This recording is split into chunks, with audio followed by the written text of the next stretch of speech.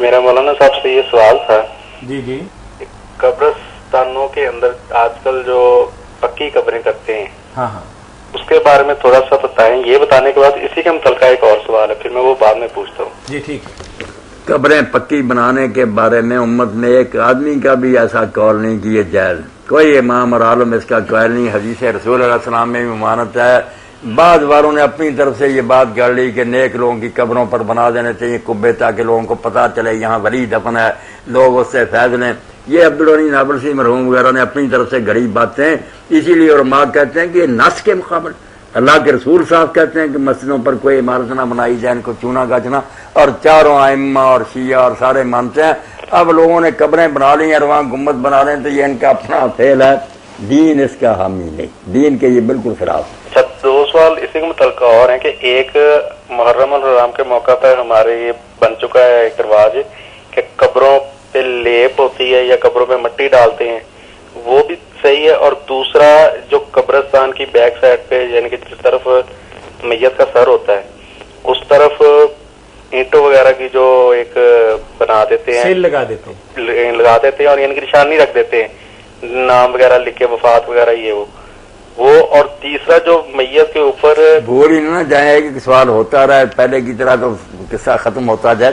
اس طرح تو آپ کے سوال شاید ہمیں یاد نہیں ہے. پہلے اس کا بتا دیں جو محرم کے موقع پر محرم کے موقع پر جو یہ کام کرتے ہیں نا، مٹی وغیرہ ڈالتے ہیں یا لیپ کرتے، یہ لپائی تو قبر کی ٹھیک ہے، مگر یہ محرم کے دن جب کہ وہاں جم کٹا ہوتا ہے، مرد بھی اکٹھے ہوتے ہیں، عورتیں بھی، یہ تو ایک گناہ کا سبب بن گیا نا. بہت کام خراب ہے.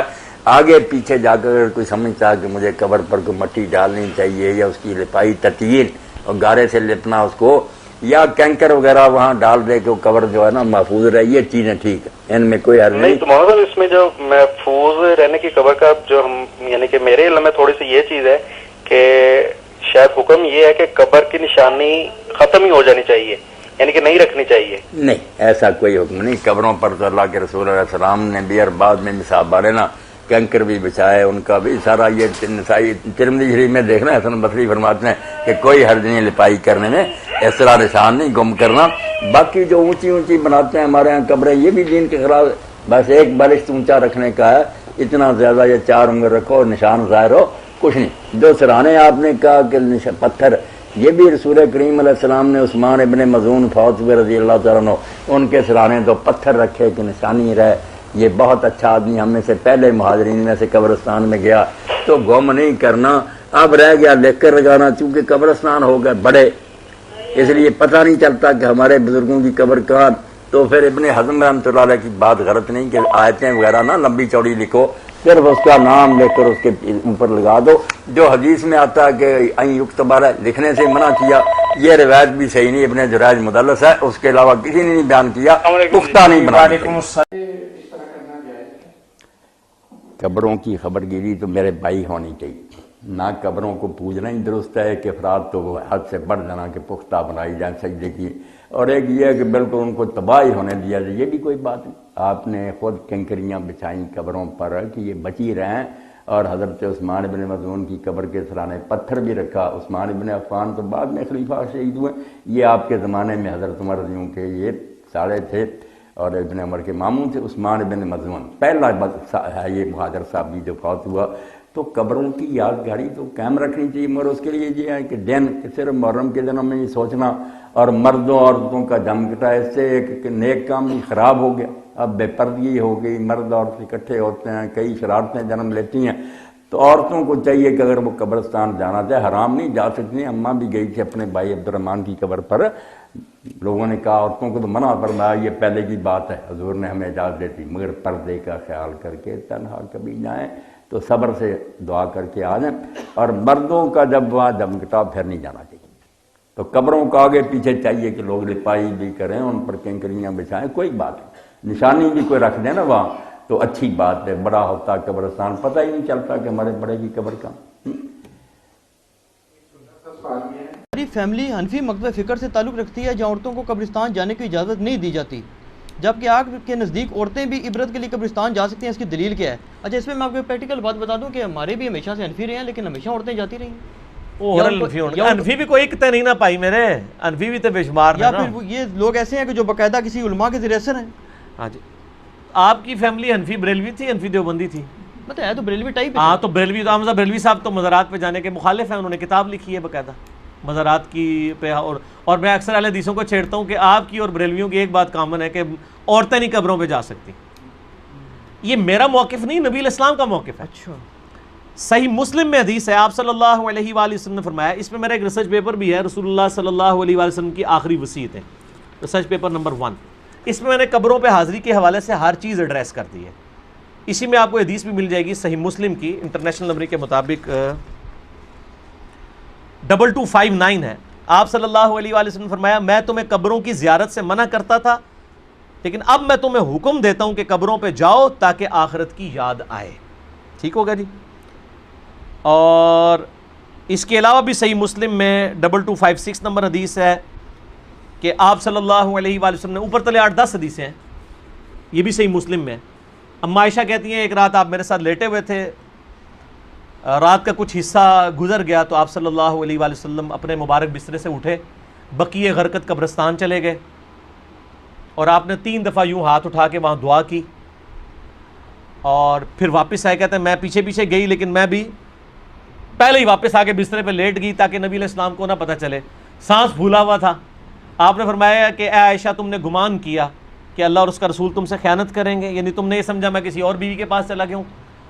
تو اے عائشہ مجھے سچ سچ بتاؤ تم کیا میرے پیچھے آئی تھی، اور اگر تم نہیں بتاؤ گی تو مجھے اللہ تو بتا ہی دے گا. اے علم غیب بھی کلیئر ہو گیا، اللہ تو مجھے بتا ہی دے گا. تو انہوں نے کہا یا رسول اللہ میں گئی تھی.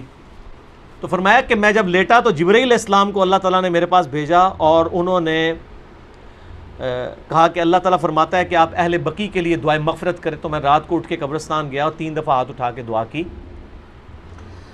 سیدہ عائشہ نے پوچھا یا رسول اللہ جب میں جاؤں یا ہم لوگ قبرستان جائیں تو ہم کیا دعا کریں؟ تو آپ صلی اللہ علیہ وآلہ وسلم نے دعا تعلیم فرمائی، السلام علیکم اہل الدیار من المؤمنین والمسلمین وَإِنَّا إِن شَاءَ اللَّهُ بِكُمْ لَلَاحِقُونَ نَسْأَلُ اللَّهَ لَنَا وَلَكُمُ الْعَافِيَةَ. تم پر سلامتی ہو اے مومنین اور مسلمین، مرد و عورت اس قبرستان میں جو دفن ہو، ہم ہمارے اپنے لیے اور تمہارے لیے اللہ سے عافیت کا سوال کرتے ہیں اور ہم بھی مر کے تمہارے پاس ہی آنے والے ہیں. یہ دعا صحیح مسلم کے اندر موجود ہے. سیدہ عائشہ کو آپ نے یہ تعلیم فرمائی. انہوں نے کہا کہ میں کیا پڑھوں؟ تو آپ نے فرمایا تم یہ پڑھنا. اس سے کیا پتہ چلا کہ عورتیں قبرستان جا سکتی ہیں. لہذا یہ سعودیہ والوں نے جو بقیع غرقد قبرستان کے بعد لکھ کے لگایا عورتوں کی حاضری منع، یہ بالکل خلاف سنت ہے اور وہ عورتوں کو نہیں جانے دیتے قبرستان. غلط ہے، غلط کام کوئی بھی کرے غلط ہے. کیوں؟ نہ میں وہابی نہ میں بابی، میں ہوں مسلم علمی کتابی. نہ یہ بابوں کی بات ہوگی نہ وہابی سو کارڈ بات ہوگی، یہ علمی کتابی بات ہوگی. اور اما عائشہ رضی اللہ تعالی عنہا باقاعدہ اپنے بھائی کی قبر پہ گئیں، جامعہ ترمذی میں صحیح سند کے ساتھ ہے. عبد الرحمن بن ابی بکر ان کی قبر پہ گئیں، وہاں پہ جا کے اشعار بھی پڑھے. اور امام ترمذی ایک حدیث لے کے آئے کہ نبی علیہ السلام نے لعنت فرمائی ہے ان عورتوں پر جو زوار القبور کرتی ہیں، کثرت سے قبرستان جاتی ہیں.